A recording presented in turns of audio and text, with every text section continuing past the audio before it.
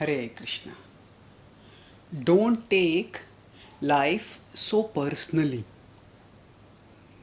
Now, to take something personally means that to let that thing shake our very core sense of self identity and self worth.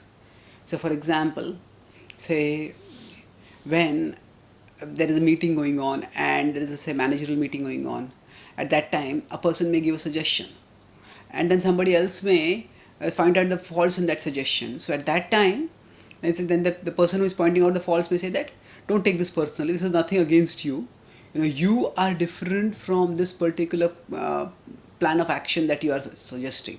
So your suggestion is here, you are here, and I am not attacking you. I am pointing out the faults in your suggestion. That's not a pointing out fault in you.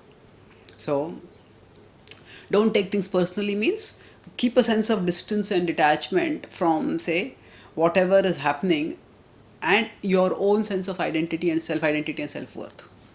So now, don't take life so personally means that quite often when something happens in our life, at that time we don't just see that as an event happening in our life, we transform that event into something that defines who we are. So for example, say we make some plan and just something goes wrong at that time, and because of that the whole plan becomes upset and even disrupted completely, and what we had hoped was going to be a success turns out to be a failure. So at such a time we may now, yes, that our plan has been upset, we are facing a failure. Yes, that is a problem. But quite often we translate that failure from an event that is happening outside to something that defines who we are. So for example, we say, oh, my luck is always rotten, destiny is always against me.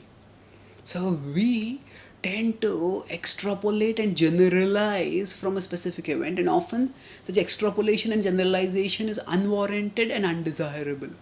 Yes, life is such that sometimes just things go wrong, and we don't have to make what has gone wrong go wrong further by letting it dishearten us, letting it become a statement about us. Failure is an event, failure is not a person. We at our core are souls. Souls who are parts of God, souls who are loved by God and who have the opportunity to love God no matter what happens in life at an external level. When we, by regular meditation, by systematic scriptural study, we are situated in our self-identity, in our spiritual relationship with God, then we don't take events so personally. In the Bhagavad Gita, when Krishna talks about Jnana Chakshu, perceiving with the eyes of knowledge, then he says, Anaditvan nirgunatvat paramatma yamavyaya sharirasthopi kaunteya nakaroti nalipyate. This is Anaditvan nirgunatvan.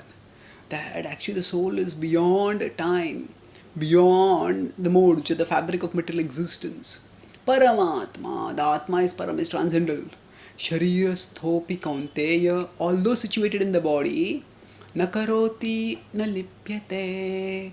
Such a person does not do anything, nor does that person get anything, does not become entangled. So essentially Krishna is saying that we are separate from our body itself, what to speak of being separate from the world in which all these ups and downs may be happening.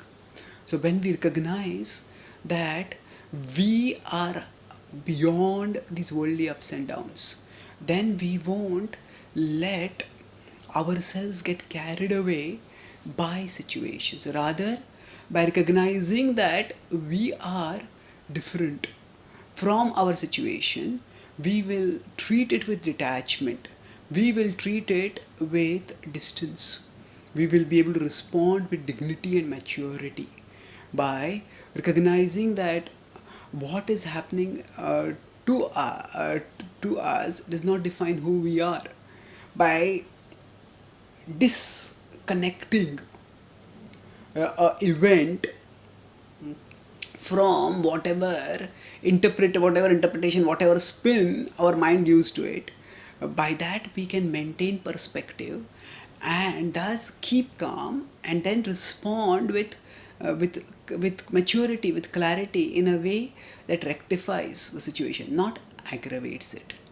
So thus, by recognizing that we are different from the world, we are different from situations that we face in life, we can respond to life with greater maturity. Thank you. Hare Krishna.